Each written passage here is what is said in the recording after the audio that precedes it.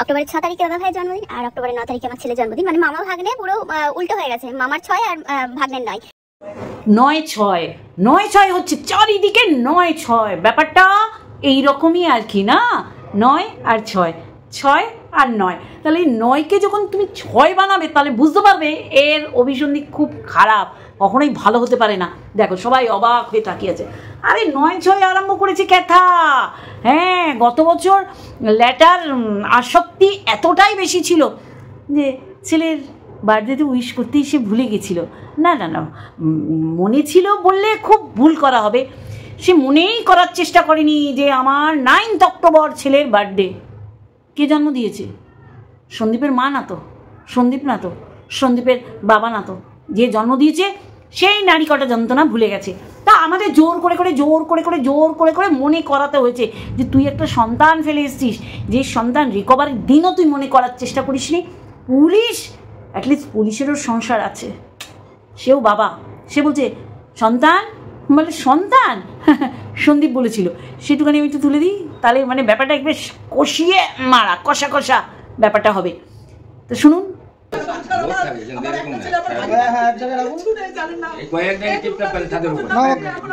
মা কান্নাকাটি করার এখানে কোনো জায়গা নেই, কান্নাকাটি করার কোনো জায়গাই নেই, প্লিজ তুমি কান্নাকাটি করো না, কান্নাকাটি করো না।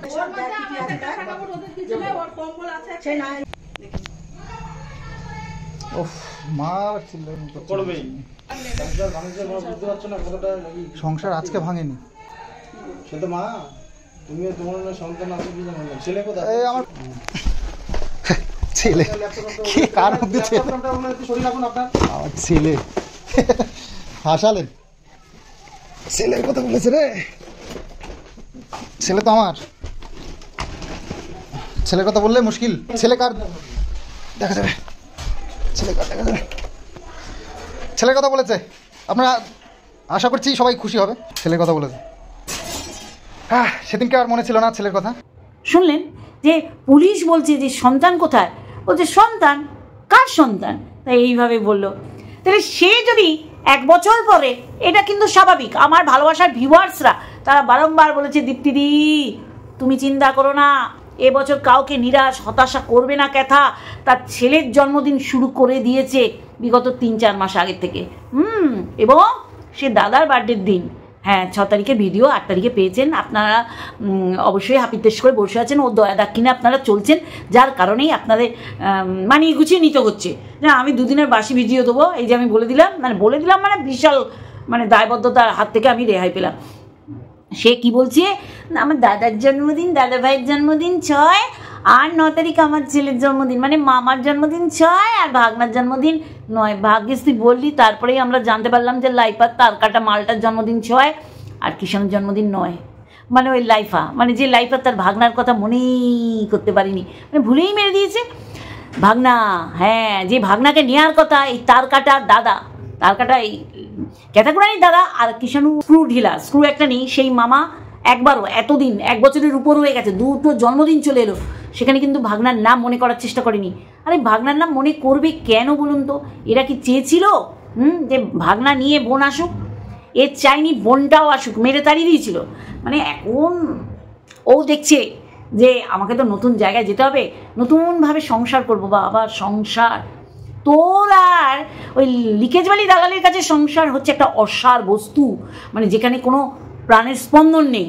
তা তুই ওরম দেখাচ্ছিস, পয়সা থাকলেই আমি বলেছি সুখ শান্তিটা কিন্তু কেনা যায় না, জানিস তো? সব কিছু যে সামদানি, শ্যাম্পু রাখবি, এই রাখবি, তেল রাখবি, ওই রাখবি, সমস্ত জিনিস পাওয়া যাবে, সুখ শান্তি কিন্তু পাওয়া যাবে না। সেটা আজকে বোঝাবার চেষ্টা করলি যে গত বছর আমি ছেলের জন্মদিন ভুলে গেছি, তো কী হচ্ছে, এই বছর তোমাদের একদম মানে কানে আঙুল ঢুকিয়ে চোখ খুঁচিয়ে আমি বোঝাবো যে আমার ছেলের জন্মদিন 9 অক্টোবর, এবং সেই অক্টোবরের 3 দিন আগে আমার দাদা ভাইয়ের জন্মদিন, মানে মামা আর ভাগ্নে, ভাগ্নে আর মামা, তাই না?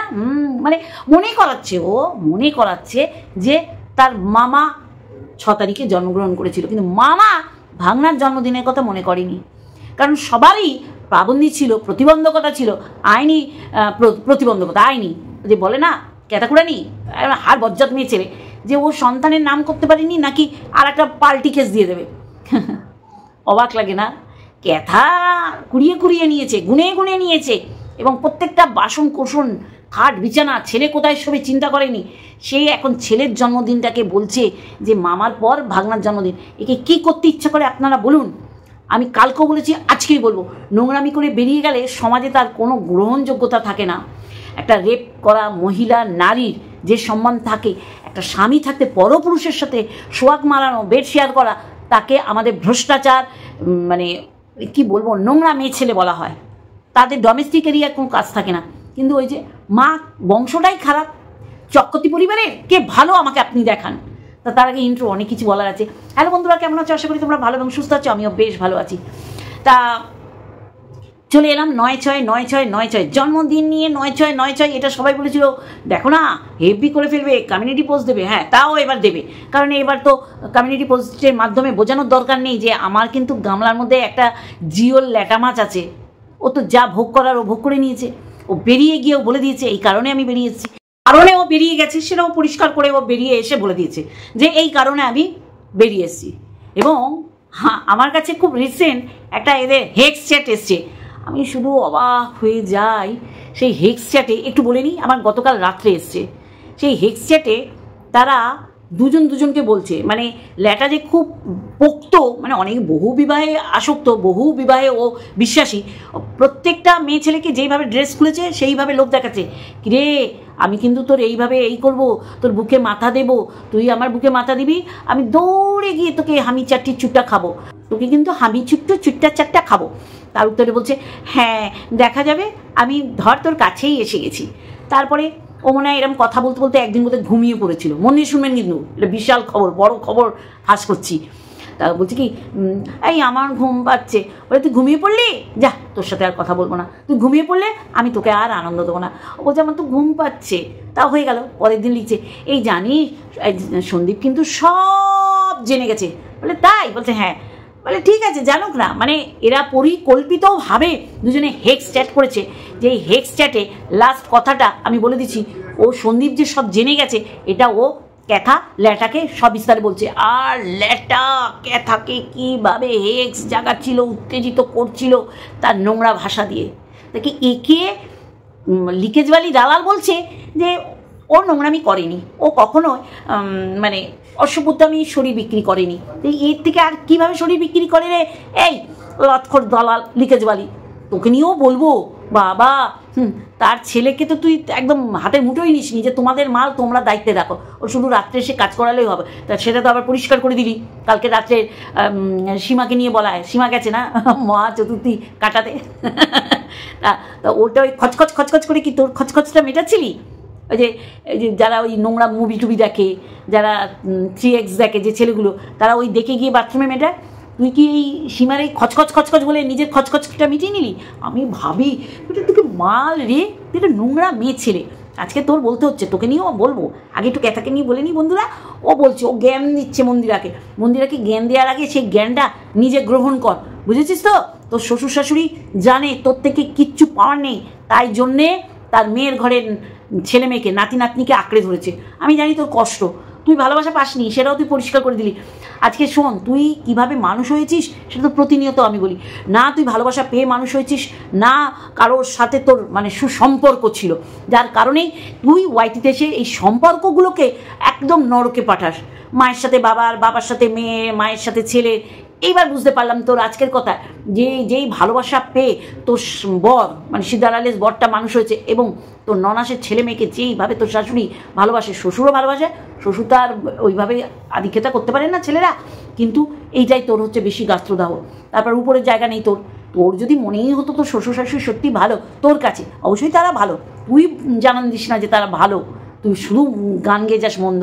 আজকে মন্দিরা অনেক নোংরামি করেছে, তারপরেও তার শ্বশুর শাশুড়ি মেনে নিয়েছে। ঠিক তার শ্বশুর শাশুড়িও জানে আমার বৌমা এইরকম, তারাও বাধ্য মেনে নিতে, জানিস তো? এইটাই হচ্ছে একটা আন্ডারস্ট্যান্ডিং, যেটা তোর সাথে তোর শ্বশুরবাড়ির লোকের কারণে, তাই জন্য প্রতিনিয়ত তাদের তোর বাজারে বিক্রি করতে হয় টুকরো টুকরো কেটে কেটে। চল, যেটা বলছিলাম লাটকোর দালাল, ওকে নিয়ে আবার শেষ করো। লাটকোর দালাল 9/6 করছে আজকে ওর হেক্স চ্যাট আমার কালকে রাত্রিবেলা এসছে। কে দিয়েছে, কেন দিয়েছে, কীভাবে দিয়েছে আমি এখানে বলতে পারবো না, কিন্তু তাতে দেখলাম এরা পরিকল্পিতভাবে ল্যাটাকে সঙ্গী বলে সেভ করে তারপর দিনের পর দিন হেক্স চ্যাট করছে মুখে ভাইরা, ওটাকে কী বলে, ভার্চুয়ালভাবে সেক্স মেটাচ্ছে, ল্যাটাও সেক্স তুলেই যাচ্ছে আর ও মিটেই যাচ্ছে। তারপর বলছে এই আমার ঘুম পাচ্ছে, বলে তুই ঘুমিয়ে পড়লি তাহলে কিন্তু তোকে আর আরাম দেবো না। মানে কি চিন্তা করুন, এরা নোংরা। এ আজকে ওর ছেলের জন্মদিনের কথা বলছে না, মনে হচ্ছে যে জুটিয়ে চামড়া গুটিয়ে ফেলি। দেখছেন না এর মা বাবা কি নোংরামি করছে? এত বড় বুড়ো খাসি মা বাবা ছেলের বিয়ে দিয়ে দিচ্ছে, আর মেয়ের তো সবাই জানেন ইতিহাস, ব্যাকগ্রাউন্ড সবাই জানেন। সেই জায়গায় মা বাবা রান্নাঘর থেকে নোংরামি শুরু করছে, গায়ে গায়ে টাচ লাগিয়ে। তারপর মনে হয় গলার আওয়াজ পেলো কারো, তারপর সরে গেল, মানে আও ভক্তি। এরা সমাজে মুখ দেখায়, যেমন লাক্ষর লিকেজবালি দালাল, কত নোংরা, মানে নোংরা ওর ঘাটা স্বভাব। তাহলে তুই যদি এত সতী হোস তাহলে সীমাকে নাড়ার তো কোনো দরকার নেই। ধর না ওর নোংরামি করতে গেছে, কাজল ঘষছে, ঘষি দেখে মনে হচ্ছে তোর ঘষার খুব ইচ্ছা, কিন্তু তোর মনের স্বাদ পূর্ণ হচ্ছে না। মানে তুইও ওই ঘষ না, তুই বল সীমাকে কন্ট্যাক্ট নাম্বার দিতে বল, কাজল তোকে এসব ঘষে দিয়ে যাবে। কি নোংরা মেয়ে ছেলে, নোংরা ছাড়া এরে কিছু আলোচনা করতে পারে না। আর ওদিকে হেক্স চ্যাট দেখলে আপনারা অবাক হয়ে যাবেন, সঙ্গী বলে সেভ করা, বাচ্চাটার কথা মনে করেনি। আজকে ওর শ্বশুর কেন বলেছে যে ও নোংরামি করতে বেরিয়ে গেছে, বাচ্চাটাকে দুধ খাওয়াতো না, যেটা দেখেছে শ্বশুরমশাই তো আর বৌমার দোদোর জন্য তাকিয়ে থাকিনি, সেই দোদোকে এখন বাজারে বিক্রি করে এটা বাজারিয়া একটা দোদো হয়ে গেছে। তাই এই যে সন্দীপদের পরিবারে প্রত্যেকটা লোককে কলুষিত করার জন্য ওয়াইটিতে কিছু মানে হিংস্র, এই যে বলে না হায়না বেবুন, এরা হচ্ছে হায়না বেবুন। এরা যেটা সত্যি নয় সেইটাকে মানে সত্যি করে প্রচারের আলোয় আনতে হয়, কিন্তু এরা জলজান্ত বাড়িতে কি করে, বাইরে কি করে এবং ওয়াইটিতে কি করছে সবার কাছে পরিষ্কার। এ নিজের শ্বশুর শাশুড়িকে দেখে না, এবার জ্ঞান দিচ্ছে যে একটুখানি আশীর্বাদটা করতে পারতিছিস, হ্যাঁ দেখাতে পারতিছিস। আর তুই বিয়ে বাড়িতে তুই আর ভেরু নিজেরা গাড়ি ভাড়া করে চলে গেছিস 4 চাকা, আর শহুর শাহুরি তার মেয়েকে ভরসা করেছে, তাদের সাথে গেছে। তাই এটার ক্লারিফিকেশন দে। আবার গিফট যার নামে কার্ড আসে বিয়ের বাড়ির তাকে দিতে হয়, মানে শ্বশুরের সব দায়িত্ব।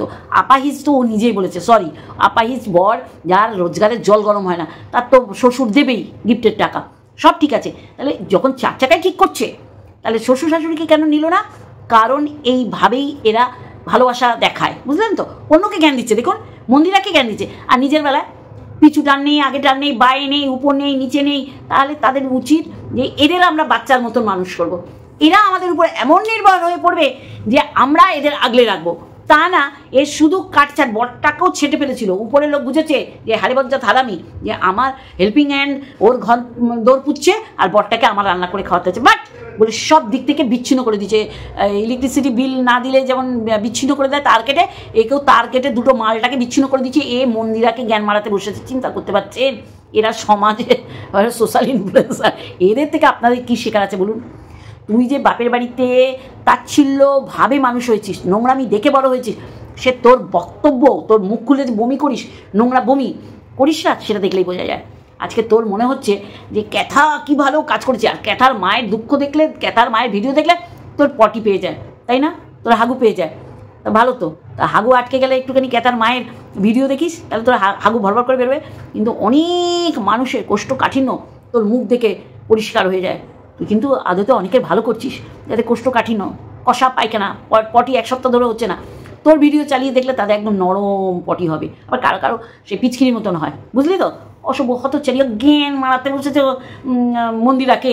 ও নিজে শ্বশুর শাশুড়িকে দেখে না, কয়েক ধাপ গিয়ে উপরে ভালোবাসা আদান প্রদান, সে নিচে মডুলার কিচেন আর বাথরুম পায়খানা হচ্ছে, উপরে বাথরুম পায়খানা করার অধিকার নেই।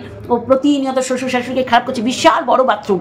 তা কি বড় বাথরুমে তোর ঠাঁই নেই কেন? সেটা বল ঠাঁই নেই কেন? ও বসে গেছে বলতে যে মন্দিরার শাশুড়ি উচিত ছিল তার আশীর্বাদ নেওয়ার, মন্দিরার শ্বশুরের। তুই থাম রে, তুই একটু দেখা। তুই নিজে বিয়ে বাড়ি চলে গেছিস বরকে কক্ষে করে নিয়ে, বগল দাবা করে। আর ওরা কি দোষ করলো? ওরা তো পেট তোর বরকেও জন্ম দিয়েছে, ভেরুটাকেও জন্ম দিয়েছে।